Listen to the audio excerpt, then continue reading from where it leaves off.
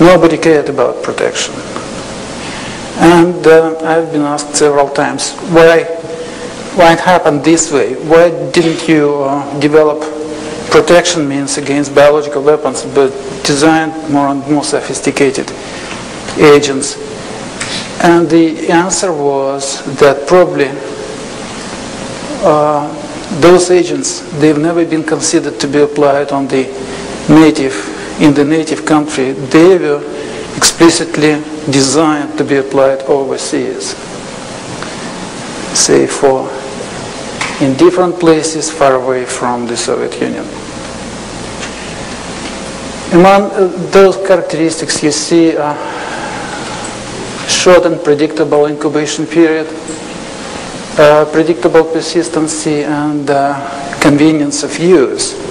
And what I would like to say that for the purpose of terrorists, it's not that important. And I'll get back to this issue later briefly. But what's important is that a good biological weapon is a big compromise. It's a compromise in between virulence, stability, ease of use, and other properties. So if it's difficult to spread, or if it's unstable in battlefield conditions, it doesn't matter if it has high virulence. So it's a fine balance, but again, for the terrorist purposes, it may not matter at all.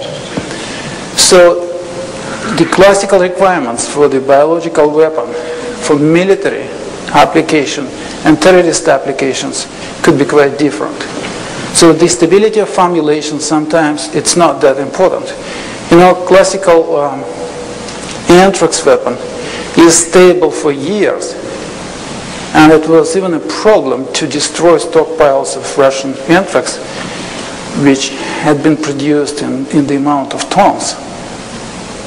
The scale of production is also not a big concern for terrorists, because as we've learned today, 1-2 grams of anthrax is enough to kill a large number of people. Efficacy, as a result, is not a big concern at all.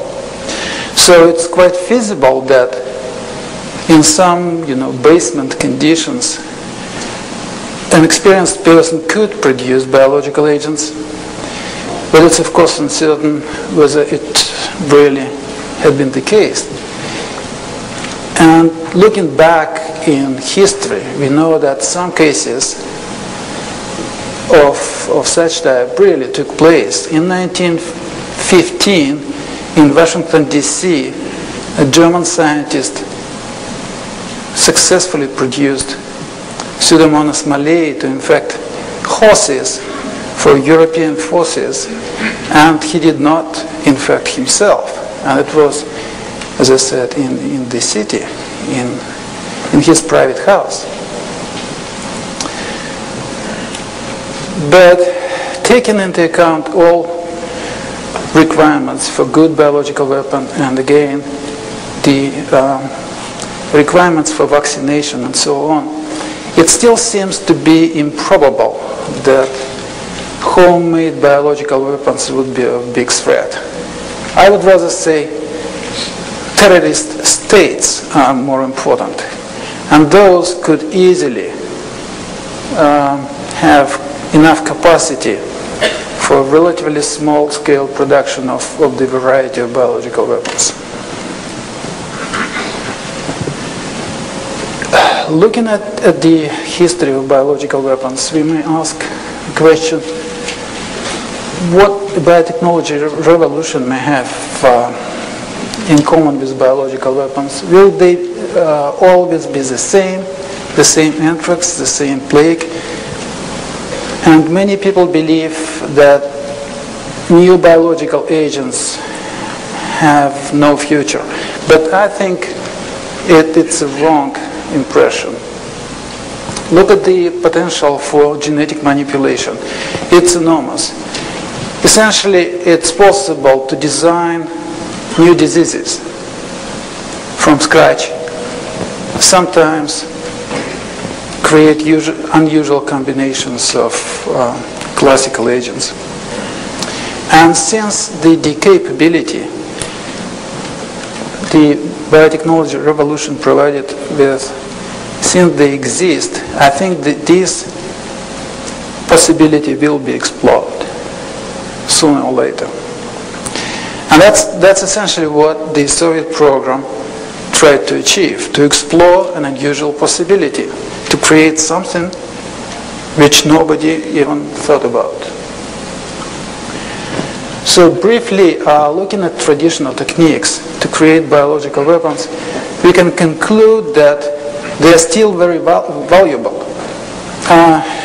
We can read open literature on how to create antibiotic-resistant anthrax.